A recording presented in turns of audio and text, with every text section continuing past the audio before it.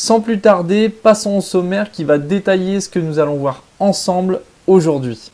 Quels sont les objectifs de ce webinaire et surtout ce que le Six Sigma va vous apporter. On abordera évidemment la définition et les concepts clés du Six Sigma. La partie la plus importante sera consacrée à la présentation de la méthode DMAIC qui constitue la colonne vertébrale du Six Sigma. En 5, on détaillera le rôle de chacun des acteurs dans un projet Six Sigma. Enfin, on finira par une synthèse de ce que vous devez retenir et comme je vous le disais tout à l'heure, une séance de questions-réponses. Pour moi, le Six Sigma, c'est une méthodologie qui permet de réduire la variabilité d'un processus pour augmenter la satisfaction du client. Wow. Alors, comment le Six Sigma va vous aider? En résumé, c'est une méthodologie qui va changer votre regard sur l'organisation. Pourquoi? Parce qu'elle va vous apporter des nouveaux outils qui vont vous permettre d'améliorer vos processus dans tous les domaines, que ce soit des machines, la logistique, le service client, tout ce que vous voulez. Qui dit amélioration dit économie. Et ici, on parle de milliers, voire de millions d'euros selon les projets. L'amélioration aura également un impact sur la qualité de vos produits, donc sur la satisfaction de vos clients. Et au final, c'est votre entreprise qui va grandir et se développer.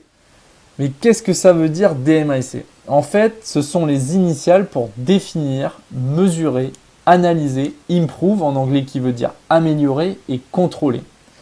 C'est une méthode de résolution de problèmes. En suivant chaque étape de manière chronologique, vous obtiendrez des résultats impressionnants.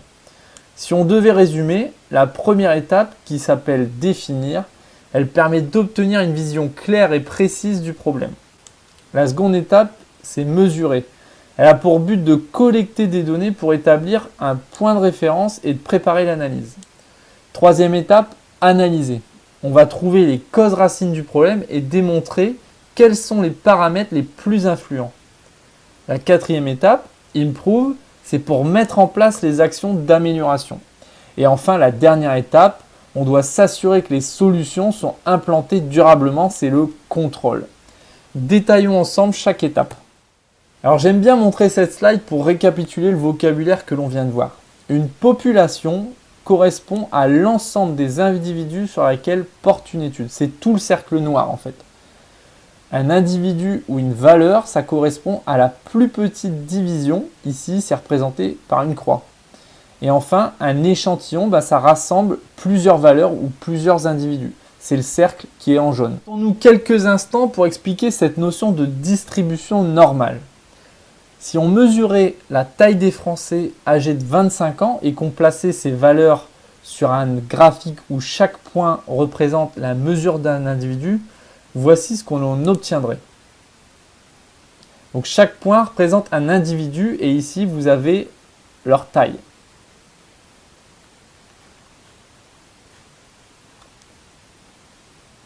Les points forment une courbe bien particulière qu'on appelle la courbe de Gauss. Alors l'avantage de cette distribution, c'est qu'on la connaît parfaitement et donc on est capable de prédire les résultats futurs à partir d'échantillons.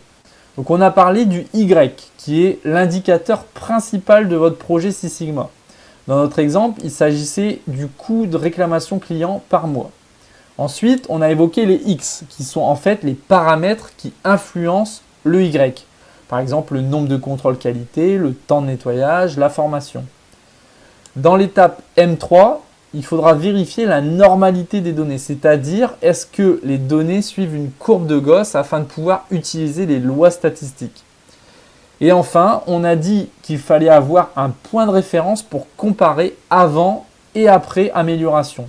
Et pour ça, on va calculer la capacité du processus, c'est-à-dire la capacité de votre machine à réaliser une performance demandée.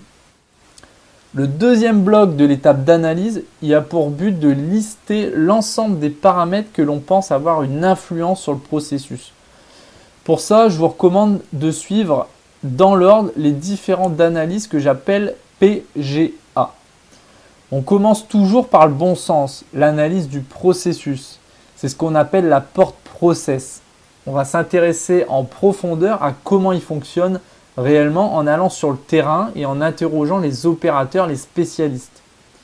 Pour structurer cette démarche, on peut s'aider d'outils comme le diagramme d'Ishikawa ou le process mapping.